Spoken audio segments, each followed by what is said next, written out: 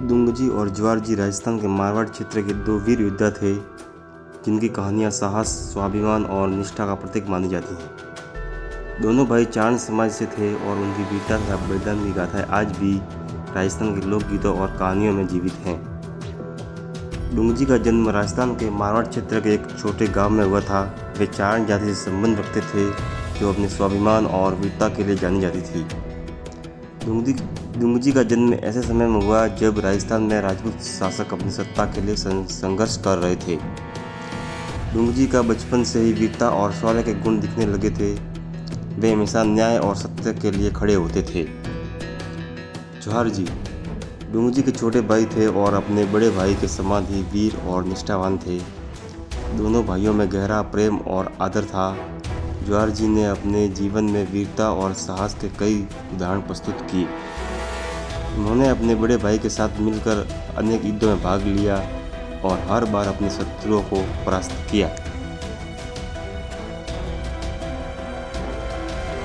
एक बार जब मारवाड़ के राजा ने उनकी निष्ठा पर सवाल उठाया तो दोनों भाइयों ने अपनी तलवारें खींच ली और राजा को बता दिया कि चारणों की निष्ठा कभी संदेह के घेरे में नहीं आ सकती। इस घटना से राजा ने उनके स्वाभिमान को पहचाना और उन्हें अपना प्रमुख योद्धा बना दिया। डुंगजी और ज्वारजी ने अपने जीवन का अंतिम बलिदान मारवाड़ के राजा के लिए किया। जब मारवाड़ पर बाहरी शासकों का आक्रमण हुआ तो दोनों भाइयों ने अपने प्राणों की आहुति देकर राज्य की रक्षा की।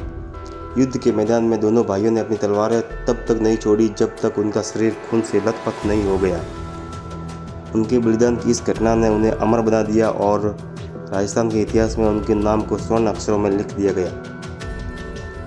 आज भी राजस्थान के चारण और अन्य समाज के लोग डुंगजी और ज्वारजी की वीर गाथा को गाते हैं। उनकी वीरता, निष्ठा और स्वाभिमान की कहानियाँ पीढ़ी दर पीढ़ी सुनाई जाती हैं।